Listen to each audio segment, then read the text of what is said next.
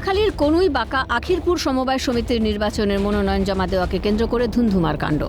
অভিযোগ, সোমবার দুপুরে বিজেপি কর্মীরা সেখানে মনোনয়ন জমা দিতে গেলে তাদের বাধা দেয় তৃণমূলের কর্মীরা। এমনকি তাদের হাত থেকে মনোনয়নপত্র কেড়ে নেওয়া হয় বলেও অভিযোগ। পদ্ম শিবিরের অভিযোগ, তাদের মণ্ডল সভাপতি অমর মুর্মুকে একা পেয়ে বেধড়ক মারধর করে তৃণমূল আশ্রিত দুষ্কৃতীরা। ঘটনায় জখম হন বিজেপির মণ্ডল সভাপতি। তাকে ভর্তি করা হয়েছে চুচুড়া ইমামবাড়া হাসপাতালে। যে ফর্ম তোলা হবে, আমরা নমিনেশন ফাইল করব। তো এই মতো অবস্থায় আমাদের উপরে যখন আমরা উঠেছি, আমাদের উপরে বেধড়া ঠেলাঠেলি করে মারধর করে পর আমরা সব চলে আসি, যে যার বাড়ি চলে আসি। এই মতো অবস্থায় মন্ডল প্রেসিডেন্টকে একা পেয়ে ওর গ্রামে আকিলপুরের ভিতরে ছেলেকে বেধড়ক মারধর করেছে, বাঁশ রড দিয়ে যেমন পেরেছে মেরেছে। সেখানে বিজেপির পক্ষ থেকে আমরা নমিনেশন জমা দিতে গিয়েছিলাম।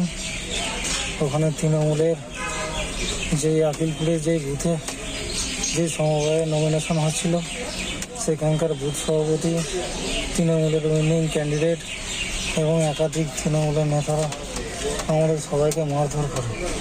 ঘটনার প্রতিবাদ জানাতে গিয়ে আমাকে বুথে লাথি ফাটিয়ে মারে। এদিকে তৃণমূলের তরফে একটি ভিডিও সামনে এনে বিজেপির বিরুদ্ধে মারধরের পাল্টা অভিযোগ করেছে বঙ্গের শাসক দল। গোটা বিষয়টি নিয়ে শুরু হয়েছে রাজনৈতিক চাপানুতর। তৃণমূল কংগ্রেসের হুগলি সাংগঠনিক জেলার সভাপতি অরিন্দম গুইনের দাবি, যারা অভিযোগ করছেন তারা ভিত্তিহীন অভিযোগ করছেন, নাটক করছেন। কারণ এর আগেও আমরা যেসব নির্বাচনগুলো দেখেছি, লোকসভা বলুন বিধানসভা বলুন, অনেক দফায় নির্বাচন হয়েছে যেখানে কেন্দ্রীয় বাহিনী দাঁড় করিয়ে নির্বাচন হয়েছে। মানুষ তো রায় আমাদের দিকেই দিয়েছে। কাজেই যেখানে মানুষ আমাদের পক্ষে, সেখানে আমাদের দরকার কি আছে এই ধরনের মারামারি?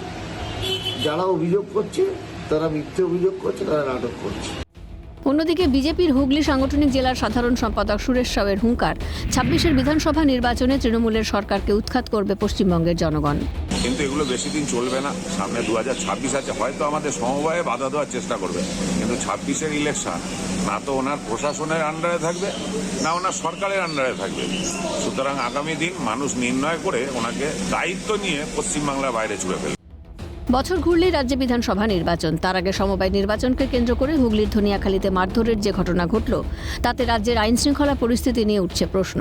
এখানেই প্রশ্ন উঠছে যে প্রশাসনের উপস্থিতিতে কি করে এ ধরনের হামলার ঘটনা ঘটতে পারে? এই ব্যর্থতার দায় কার? প্রশ্ন ওয়াকিবহাল মহলের। সুভাষ মজুমদারের রিপোর্ট, ক্যালকাটা নিউজ।